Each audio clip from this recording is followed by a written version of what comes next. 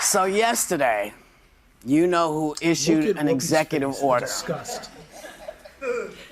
aimed at lowering drug costs. We don't know which drugs, but lowering drug costs. And he blamed foreign countries for extorting drug companies by negotiating lower prices that stick the U.S. with the bill. Huh? And none of that made any sense. But here's who he said inspired him to take action. Their bias clearly shows. A friend of mine who's a businessman, very, very, very top guy. Most of you would have heard of him. A highly neurotic, brilliant businessman, seriously overweight, and he takes the fat shot drug. And he called me up. I'm in London, face, the disgust. and I just paid for this damn fat drug I take. I said, it's not working. He said,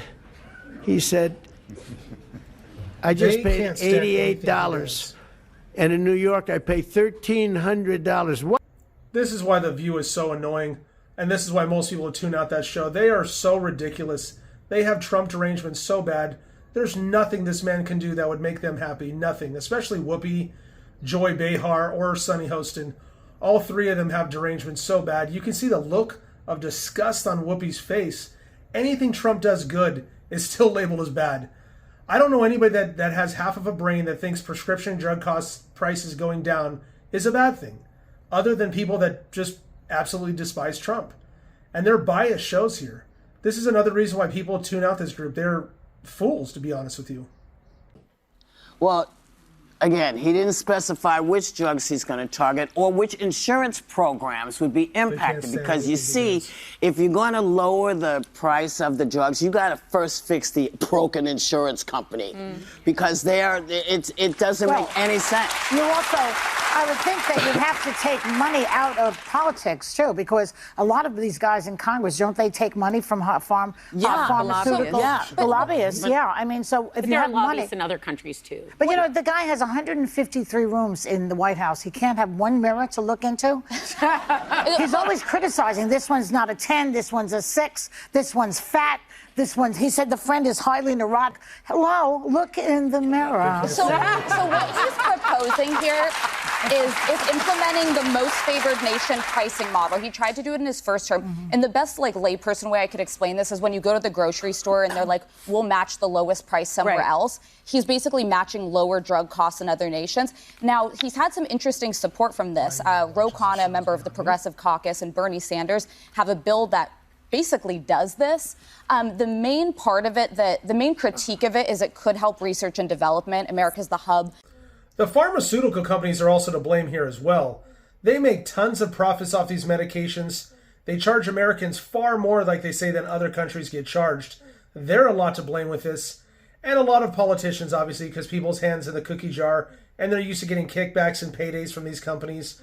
I mean, even on CNN, that's why they're pushing the vaccine stuff so much. Like, I heard that Anderson Cooper gets paydays from Pfizer in some of these groups, so it makes sense that they're going to keep pushing all this stuff on you. But Americans do pay way too much for medications. I've always felt like that. I used to work for a health insurance company, and I used to see the prices of stuff and certain things, and you think, wow, why are we charged so much for this stuff when those things are pennies on the dollar to make?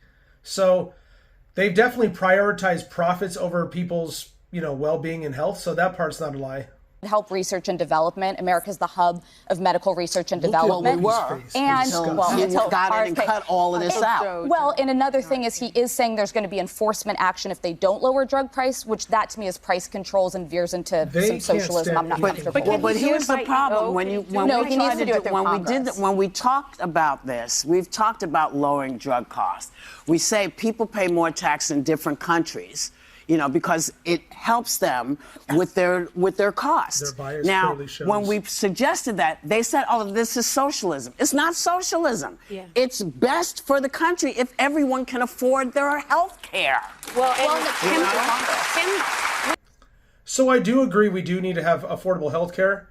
As someone that's worked for a health insurance company before, I definitely would say that there's way too much price gouging from insurance companies and doctors and hospitals.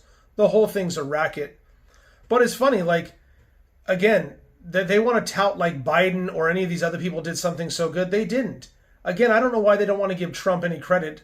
I realize that their derangement's pretty bad and they can't stand to see him doing anything good. Anything he does or puts forth is obviously going to be a bad idea.